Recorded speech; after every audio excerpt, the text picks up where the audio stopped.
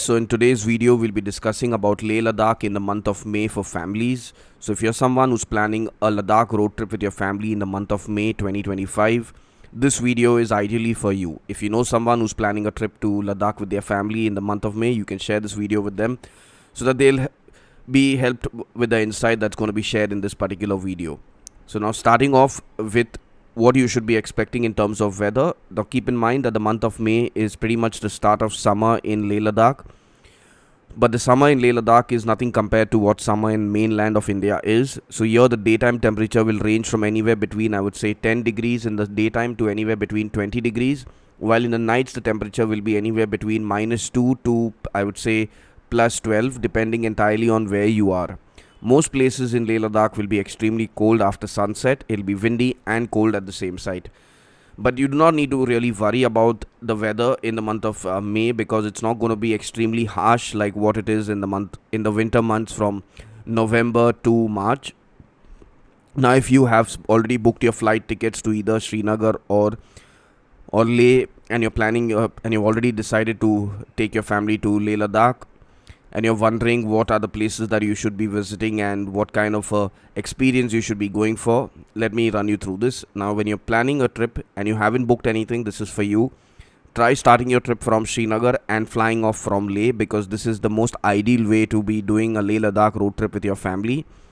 The reason I'm saying start off from Srinagar is because Srinagar is at a much lower altitude. So this way, by flying into Srinagar, your family and you will get a much easier time way to acclimatize, because Srinagar also has a lot more greenery compared to what Leh Ladakh has. So any kind of breathing issues and altitude issues will mostly be cut off from landing in Srinagar. After you land in Srinagar on day one, you can just laze around in your hotel or your houseboat, and then on day 2 you can either go for Srinagar sightseeing or you can proceed towards Kargil or Leh, depending on how cramped up your and how laid back your blueprint or itinerary for Leh Ladakh is. Starting your journey from Srinagar also has another plus point. It's that you get to see the entire scenery from Srinagar to Leh changing, because it will go from thick greenery to no greenery and just muddy mountains as you cross beyond Kargil and into Mulbek, which is the start of Leh Ladakh. Now remember that if you have already booked your flights to Leh Ladakh, it's nothing to worry about. It's just that make sure that day 1 and day 2 are days where you are in Leh and you're not rushing and running through in and around going to higher places like Nubra Valley or Pangong without getting acclimatized properly, because this will really put your entire family in jeopardy.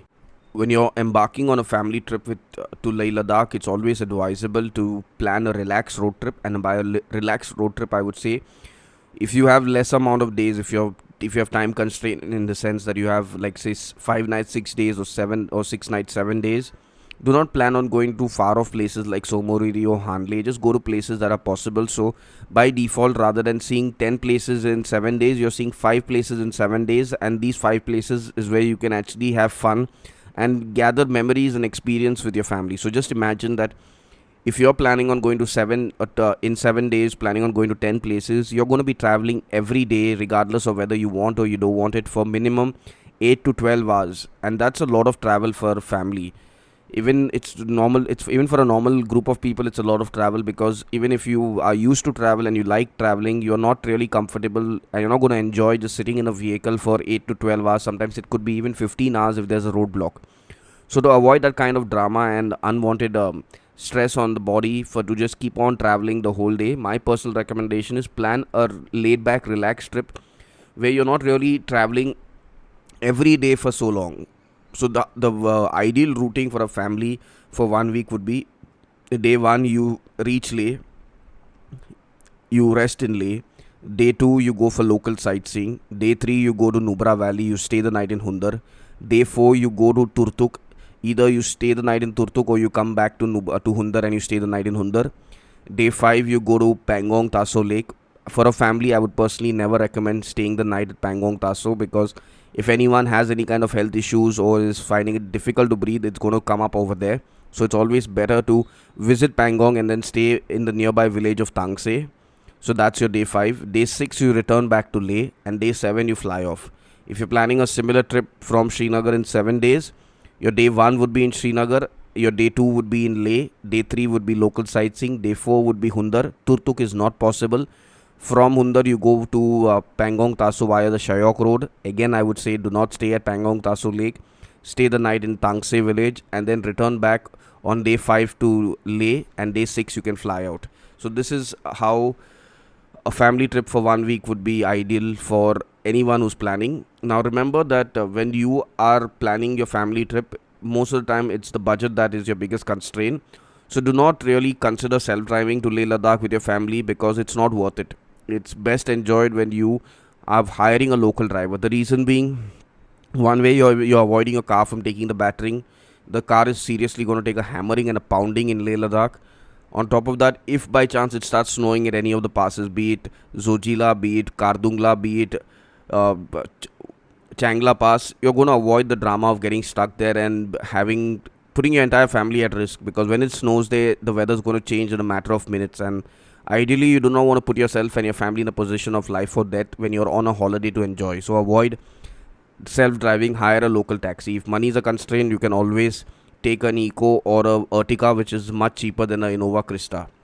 Now, when it comes to the routing from Manali Leh, honestly, in the month of May this year, in 2025, do not even consider doing Manali Leh in the month of May, because it's going to be extremely bad, because the winter has just arrived as of March and it's going to continue till maybe mid-April or maybe even till May. So what this does is it's going to keep Baralacha and other places covered with snow, and you do not want to be traveling with your family members and getting stuck midway.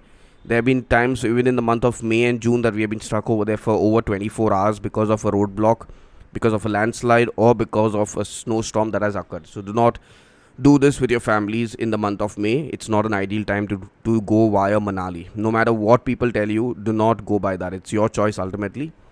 Now, which are the places that you must visit? By default, Nubra Valley is a must visit place. Nubra Valley is where your family can really have a good time at the sand dunes. You can also visit the monastery, which is at Diskit, which has a giant Buddha, Mayantri Buddha statue.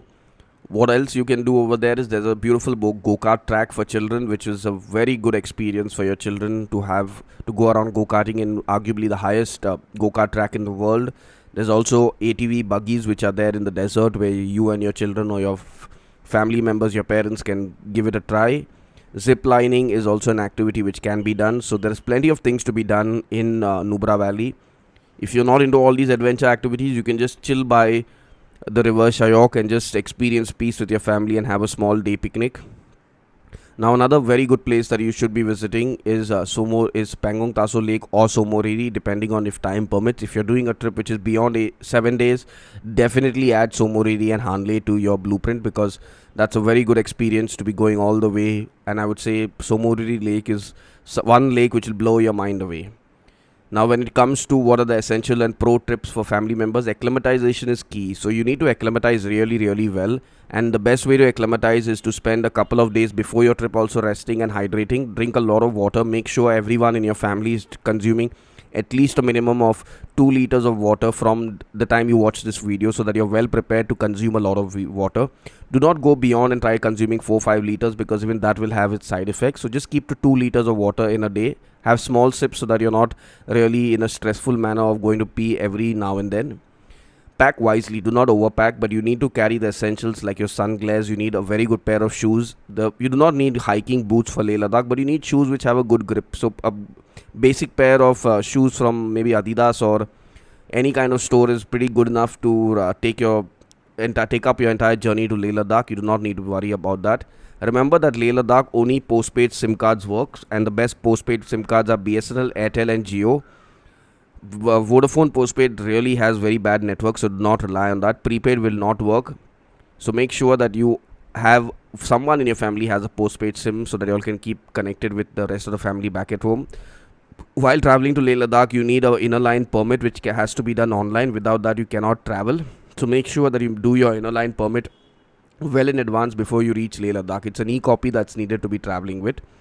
Now, if you're planning a trip to Leh Ladakh and are clueless about what you should be doing, we do have trips in the month of May and June happening to Leh Ladakh, which can be customized for your family based on your requirements and your budget. For that, you need to click on the link in the description, go to our website, have a look at our blueprints, and if you're interested, you can WhatsApp our team directly from the website, and we'll be more than happy to help you and guide you with booking a trip with us. But if you have any queries related to your own personal trip to Leh Ladakh, leave a comment in the comment section.